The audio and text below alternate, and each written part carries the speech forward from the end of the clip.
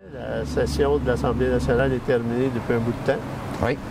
Vous êtes donc officiellement, en quelque sorte, en congé, puisque c'est l'été. Mais je me demande de quoi vous allez peupler votre été. Bien, en fait, je ne suis pas en congé. J'ai pris quelques jours après la fête nationale pour refaire le plein un petit peu, parce que c'était quand même une fin de session intensive qu'il y avait à Québec. Mais je ne suis pas en congé. Mon travail de député va se continuer jusqu'à la dissolution, donc de l'Assemblée nationale, le 29 août. Donc, je suis député à temps plein. Le bureau est ouvert tout l'été. On reçoit des citoyens qui ont des problèmes ou qui veulent se faire aider, évidemment. Mais on est ouvert aussi à aller consulter les gens. Je fais une tournée des quartiers comme je l'ai fait l'année dernière, alors que je n'étais pas en élection. Donc, je continue de me promener dans Saint-Jérôme avec des gens qui sont avec moi, mais surtout pour aller m'enquérir de ce que les gens veulent, de quoi les gens ont besoin, c'est quoi leurs préoccupations. Vous avez appuyé avec beaucoup de célérité la cause de Nathalie Prudhomme, une Jéromienne qui est atteinte d'un cancer terminal et qui a revendiqué et obtenu par un statut spécial le droit de subir des traitements par administration intraveineuse de vitamine C. Le 29 mai, elle a déposé une pétition de 50 000 noms à l'Assemblée nationale. Oui. Je sais que vous étiez là. Oui. Qu'est-ce que ça va prendre maintenant? Où on en est? Qu'est-ce que ça va prendre pour que ce traitement-là soit autorisé, non seulement pour Nathalie Prudhomme, mais bien pour les autres personnes qui voudraient en bénéficier? Oui. Nathalie est porteuse d'une cause extraordinaire. Les gens qui subissent des traitements en chimiothérapie sont souvent victimes de malaise ou de désagréments par rapport à ces traitements-là. Il y a beaucoup de gens qui sont dans la situation de Nathalie qui voudraient avoir des perfusions de vitamine C. Mais il faut comprendre aussi que Nathalie, c'est un projet pilote. Donc, elle est un cas unique à qui ça fait du bien, mais je suis persuadé que ça ferait du bien à beaucoup d'autres personnes, une multitude de personnes qui subissent des traitements de chimiothérapie. La pression était très forte sur le gouvernement à l'époque quand elle a apporté sa pétition, et c'est moi qui l'ai déposée à l'Assemblée nationale. J'ai fait quelque chose d'inhabituel qui ne se fait pas lors du dépôt d'une pétition. J'ai invité le ministre à la rencontrer. On a eu notre rencontre. Et d'habitude, comme je disais, il n'accepte jamais. Et là, j'étais entre elle et M. le ministre Barrette. Et il y avait la jeune femme du réseau TVA qui était là. Et il y avait Annie Duranceau, sa grande amie, qui était présente lors de cette réunion-là. Et c'était assez surréaliste de voir le ministre Barrette lui expliquer que oui, c'était possible, qu'il y aurait des études qui seraient réalisées. Puis en vertu de ces études-là, bien, le traitement pourrait être approuvé. Et Nathalie lui a expliqué qu'elle a sa permission, mais jusqu'en février 2019. Donc, le temps commence à presser. Alors, ce que vous dites, c'est que elle a fait les démarches nécessaires auprès du ministre. M. Barrette aurait le pouvoir ou devrait agir le plus rapidement possible. Oui. Lui, il aurait le pouvoir de le faire, selon ce qu'il a dit. Sauf qu'il dit, si j'avais le pouvoir de le faire, bien, je l'aurais fait il y a longtemps, mais il n'y a pas d'études. Ils sont prudents là-dessus. Et pourtant, je sais que Nathalie n'est pas l'unique personne à qui ça pourrait faire du bien. Il y en aurait beaucoup. C'est peut-être parce que le médicament, la perfusion, la vitamine C, est pas cher.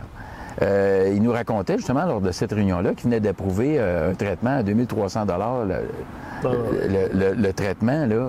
C'est peut-être que les pharmacies font pas assez d'argent avec la vitamine C, mais je lâcherai pas un morceau pour Nathalie.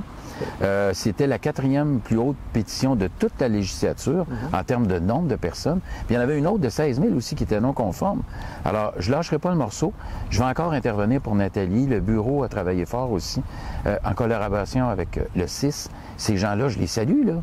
Parce que le CIS, c'est le seul endroit au Québec qui permet le traitement de Nathalie. Et c'est extraordinaire le geste qu'ils ont fait, mais c'est à titre expérimental. Justement, je la lâche pas.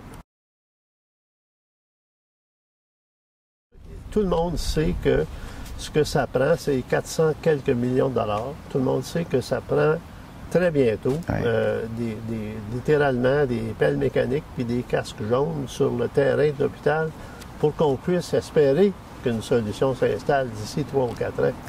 Alors, qu'est-ce que ça prend pour enfin débloquer ce dossier-là? Dès mon entrée en fonction, en février 2017, parce que j'ai été élu en 2016, mais avant que je débute, donc dès 2017, on a fait une interpellation au niveau des Laurentides, justement.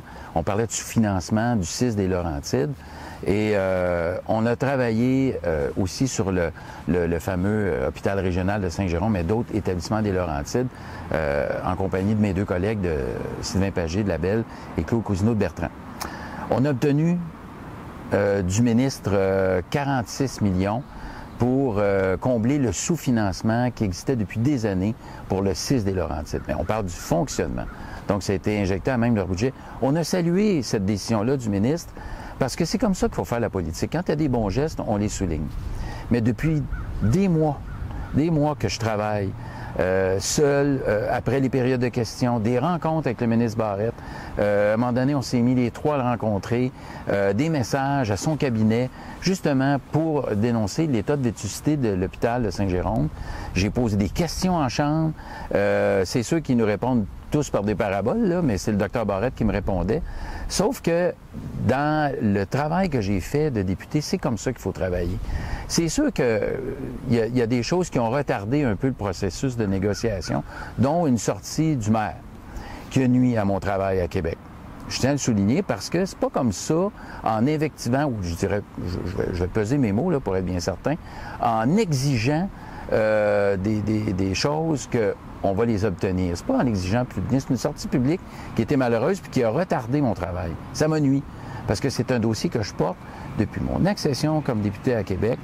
Et ce qu'on m'a dit, ce que le ministre nous a affirmé lors de notre dernière rencontre, parce que ça faisait plusieurs qu'on avait, et c'était juste après le reportage de Radio-Canada sur les locaux de l'hôpital, il nous a affirmé que le projet de l'hôpital de Saint-Jérôme était en haut de la liste, qui était très loin d'être sur les tablettes, et qu'une annonce était imminente.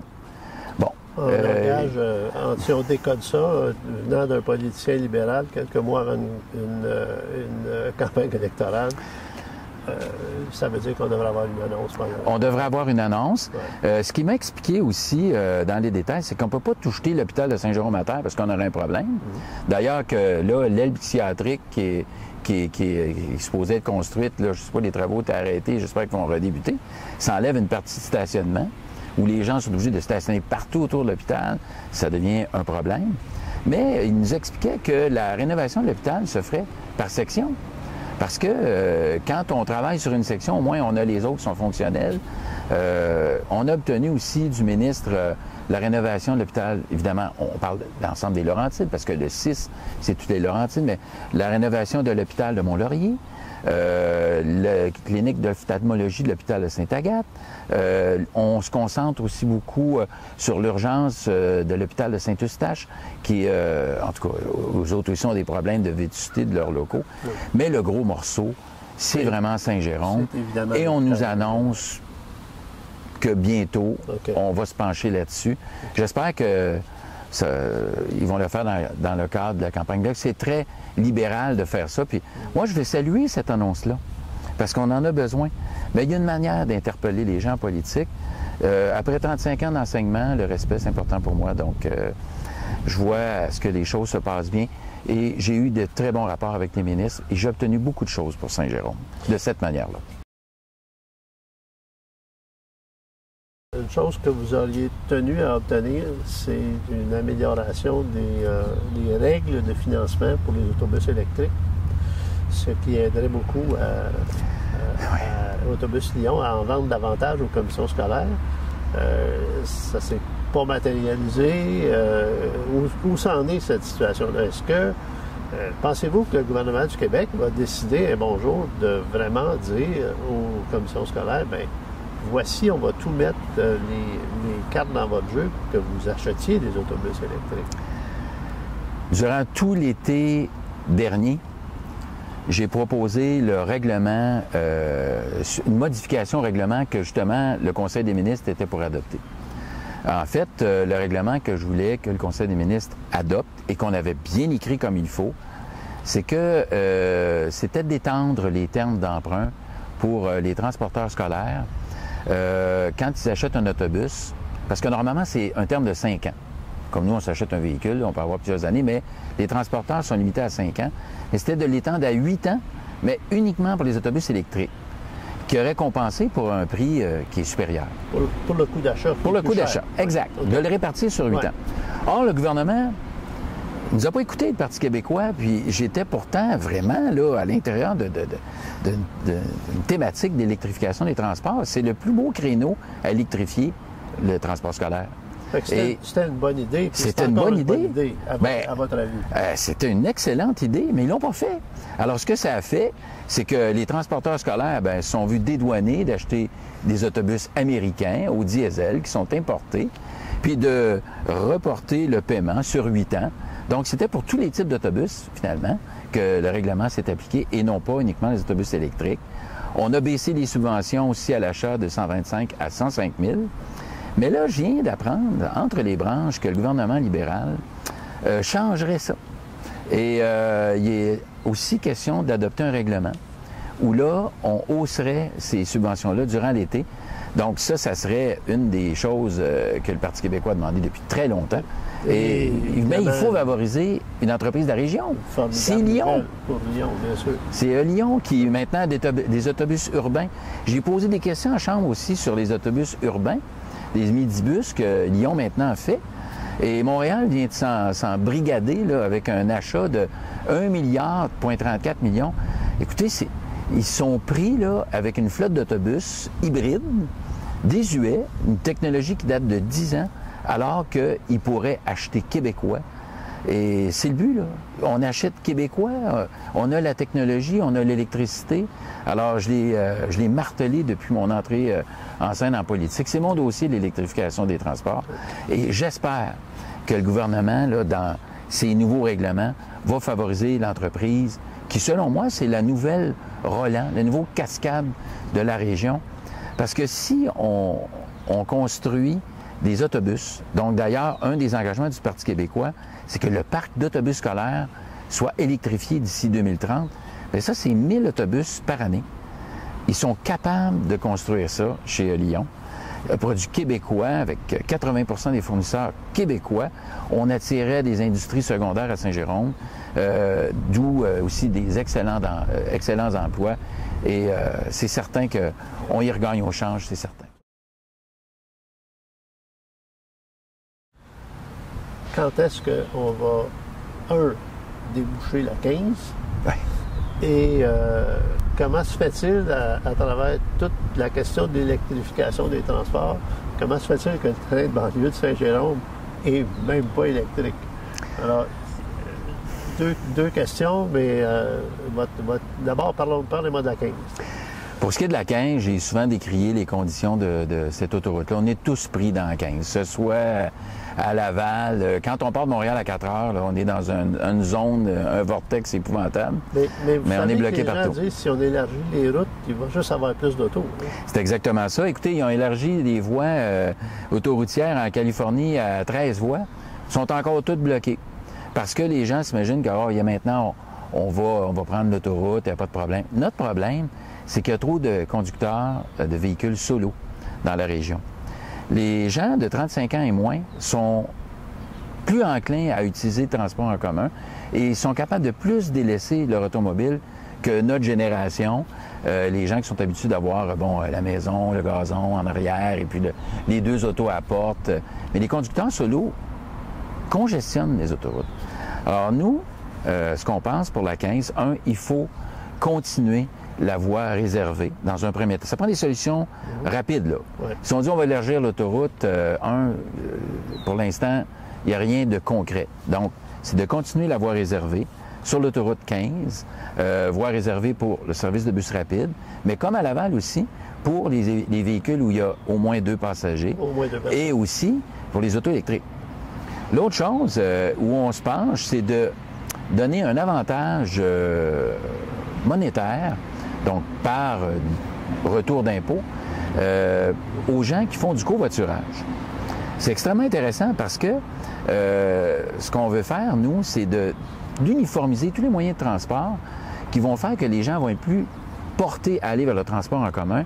Et d'un autre côté, les gens qui font du covoiturage, grâce maintenant au téléphone, on a des applications sur nos téléphones où on accepte ou on refuse. Écoutez, on s'avance des fonds, là, puis par la caisse maintenant, tout se fait par téléphone.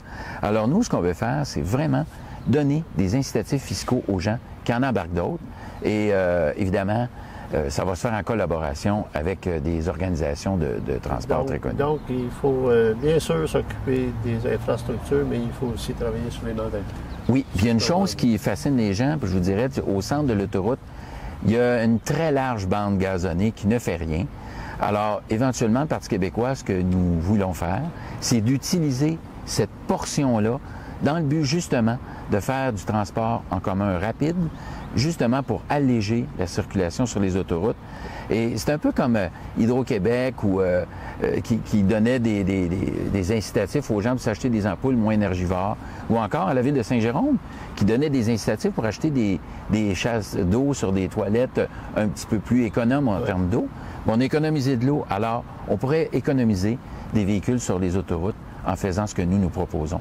Et je termine, vous m'avez posé la question concernant le train. Oui, on va avoir plus de départs. Nous, c'est ce qu'on propose. Plus de départs de Saint-Jérôme, du train. Évidemment, le grand déblocage pour nous ne s'arrêtera pas à Saint-Jérôme parce qu'on va avoir un engagement en cours de l'été qui va être très, très apprécié de la part des gens qui sont aussi de Saint-Jérôme, mais en haut de Saint-Jérôme aussi. Mais là, je ne peux pas le dévoiler tout de suite, mais on y a pensé aux gens des Laurentides par rapport au transport en commun, par rapport à la congestion routière sur la 15 et la 117 par ricochet. Vous allez nous sortir quelque chose de votre chapeau. Oui, tout à fait. Saint-Jérôme est devenu un pôle d'éducation, notamment, bien sûr, de par la présence de l'UQO et d'un cégep qui rayonne régionalement de façon importante. D'ailleurs, ce bienfait-là, d'une part, est aussi une source d'ennui ou en tout cas d'inconvénients puisque ça génère énormément de circulation, les deux établissements. L'UQO, on sait, veut s'agrandir. Qu'est-ce qu'on peut faire pour aider l'Université du Québec à se développer davantage? Puis est-ce que c'est réaliste de dire aux jeunes de la région de Saint-Jérôme qu'ils pourront un jour faire l'ensemble de leurs études universitaires ici, peu importe le domaine? Ou quelle est la... C'est une excellente question. Je suis intervenu à plusieurs reprises auprès de la ministre David concernant l'agrandissement de l'UQO.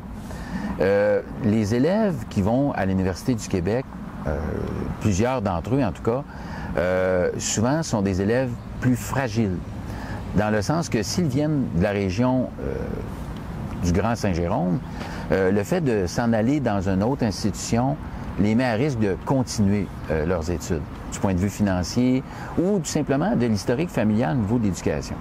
Moi, j'en suis conscient et il faut les retenir à Saint-Jérôme, ces élèves-là, exactement comme vous le dites, pour qu'ils aient la possibilité de terminer leurs études ici avec le moins de frais financiers possible, plutôt que de se louer un appartement à Montréal où des fois tout le monde n'a pas ces moyens-là. Je suis intervenu souvent auprès de la ministre David. Elle était d'accord avec ça. L'UQO, par contre, administrativement, est pris avec un surplus d'espace. N'oubliez pas que l'UQO est affilié avec l'Université du Québec en Outaouais, à Gatineau, et eux, ils ont des locaux, un excédent d'espace, donc des locaux qui font rien. Qui est malheureusement à Gatineau, si je me trompe. Oui, exact. Voilà. Il n'y en a pas d'espace à Saint-Jérôme, on en voudrait plus. Par contre, dans la comptabilité que le gouvernement fait, que le ministère fait, ils disent, bien, écoutez, vous avez trop d'espace, vous ne pouvez pas procéder à un agrandissement. Réglez vos problèmes d'espace, puis mettre Gatineau avec Saint-Jérôme. Alors, le nœud du problème est là, c'est de donner une identité propre au campus de Saint-Jérôme. Je travaille beaucoup avec M. Harrison, d'ailleurs, là-dessus depuis plusieurs mois. Ça veut simplement dire qu'on cherche tout simplement un acheteur pour une demi-polyvalente à Gatineau? Bien, ils essayent de vendre justement leurs locaux excédentaires, qui fait qu'à un moment donné, l'agrandissement va être autorisé. L'autre chose, c'est que il y a des ministres libéraux à Gatineau et il y a une faction, dont Mme David et Mme Saint-Pierre, qui militent, puis je tiens à le dire, là, ils militent pour un agrandissement de l'UQO à Saint-Jérôme. On leur a expliqué, ils en ont parlé au premier ministre, mais à Gatineau, il y a des députés, ministres aussi, qui sont là ou qui étaient là et qui ont milité pour un agrandissement du côté de Gatineau. Alors, on prêche pour notre paroisse. Absolument. Mais on en est là. Mais encore, ça c'est une question de conseil de ministre également.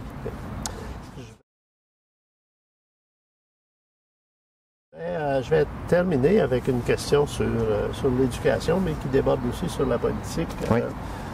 On a les parents d'élèves de plusieurs commissions scolaires au Québec ont appris avec une certaine consternation que les frais supplémentaires qu'ils payaient pour certaines activités ou certains services à l'école ne sont, de toute évidence, pas légaux en vertu de la Charte des droits.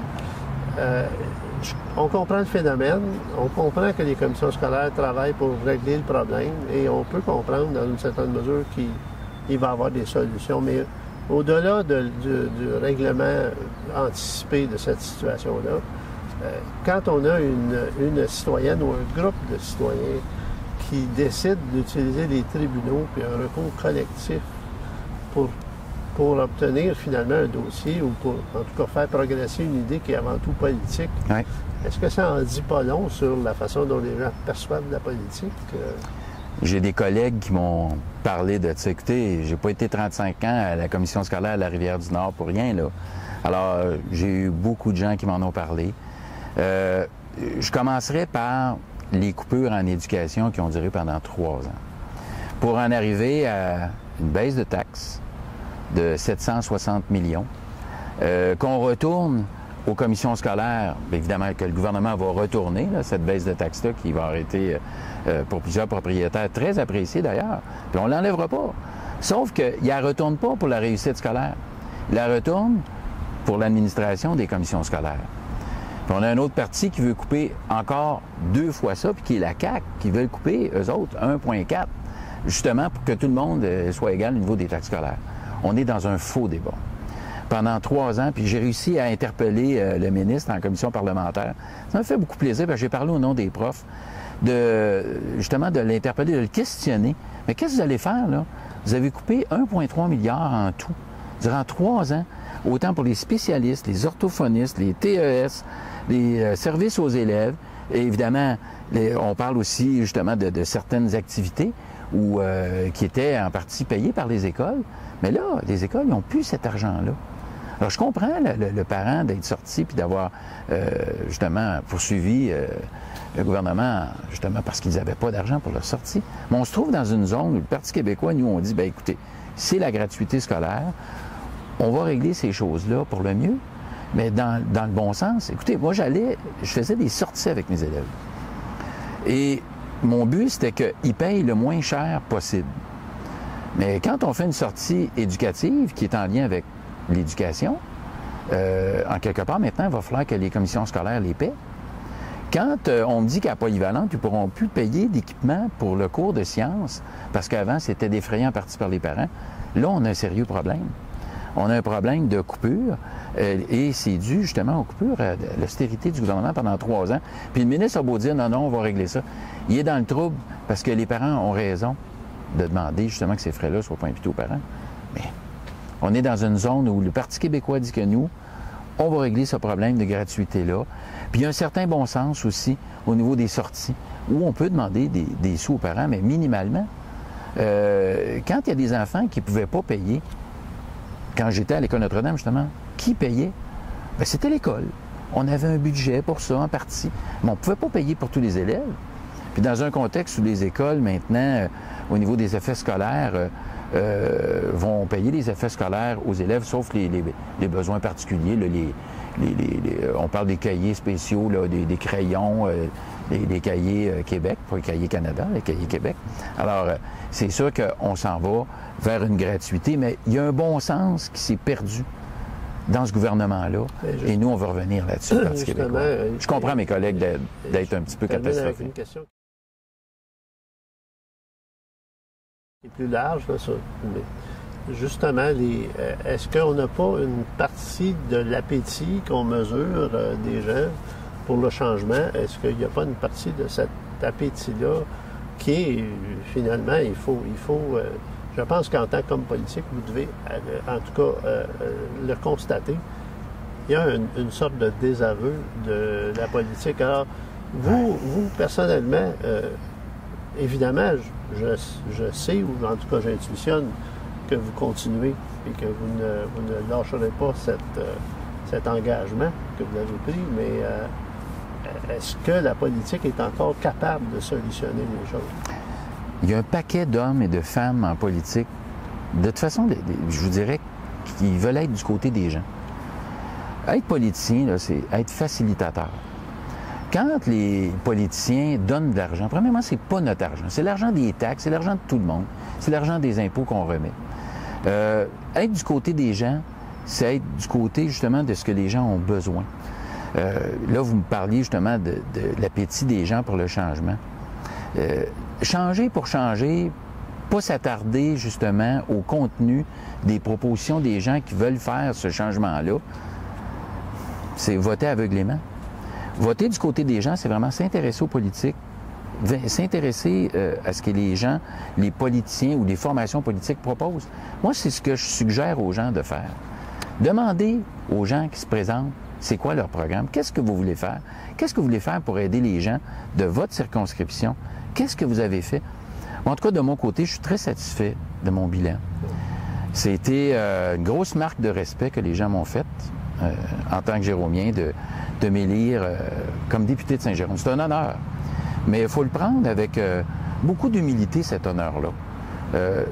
Il y en a, parmi certaines formations politiques, des politiciens que la tête ne passe plus d'un cadre de porte, qui s'énervent avec la fonction. Moi, c'est pas vrai. Je demeure encore très accessible aux gens. Les gens viennent me voir au bureau, puis la porte est toujours ouverte. C'est d'être proche des gens, d'être un facilitateur, d'aligner des étoiles et de faire notre possible. Puis, au final, je me dis, comme bilan, est-ce que j'ai fait mon possible? La réponse est oui. J'ai fait de mon mieux. La réponse est oui. Alors, durant l'été, je vais continuer de faire ce que j'ai fait depuis le début, puis les gens jugeront de mon travail à la fin.